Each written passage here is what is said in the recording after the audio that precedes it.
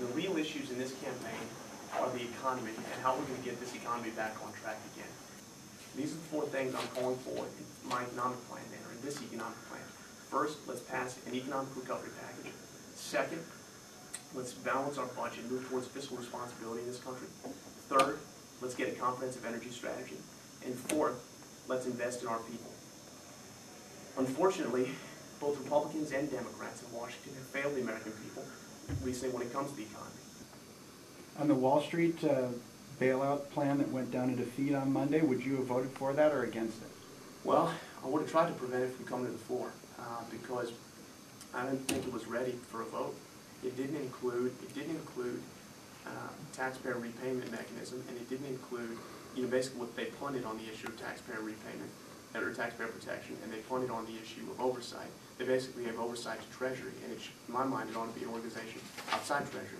I think if it had those two things, we might have been able to get a bipartisan majority to pass something like that. So I would have tried to prevent it from coming to the floor. Presumably, if you were a first-term congressman out there, you wouldn't be able to keep it off the floor no matter what you did. So would you have voted for it if you had to make a choice? So if it was, you're saying if it was the last deal, there's no other votes coming up. Well, if you were in Congress right now, just like all those other people had to go on the record and vote on it, what would you have done? Probably yes. I mean, I probably would have voted for it. But look, at the end of the day, I wouldn't have been happy about it. And I want to make clear that we can make it better. I mean, it's not.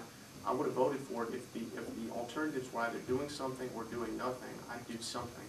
We are in very serious times right now, and I wanted to refocus this race on the issues that matter to the voters that I've been talking to. Unfortunately, yesterday a series of sort of negative and frankly pretty petty attacks were launched against me. Eric and his allies, instead of having a real discussion on these issues, which is what the people of this district deserve, are choosing to focus on whether I play soccer and whether I live in an apartment or not.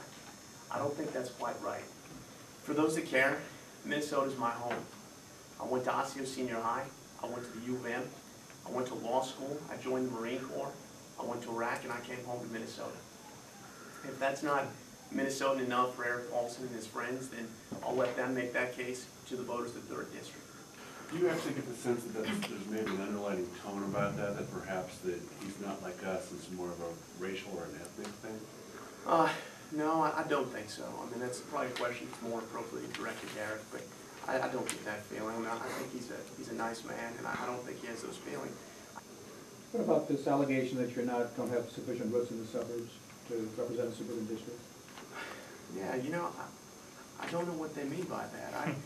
I think that this election, you'd be surprised. Over the last year, Eric, I've talked to probably 10,000 people, and not a single one of them has asked me about that. The questions I'm getting: why are gas prices so high? What are we going to do about Wall Street? What are we going to do about the environment? What are we going to do about Iraq? How are we going to take care of our troops? That's what people have been asking me about. So I thought it was sort of a bizarre and just unfortunate, frankly. I mean, I really think the people of this district deserve more, and they want this discussion. They want it so badly. They want to hear what these competing visions are. So I find it slightly unnerving that people who have no problem sending 17 and 18-year-old kids 10,000 miles to fight and die in this war have such a problem sending a 30-year-old a few hundred miles to help end this war. Are you concerned that negative ads from outside groups on your behalf are going to hurt you? I've thought about that. I'm concerned to the extent that people think that they're coming from me, because they're not. And I want them to know that that's not my campaign. And so I sort of like the fact that now when you run campaigns, you have to say that I approve of this message. So I hope that people are sort of distinguishing between what ads are coming from where.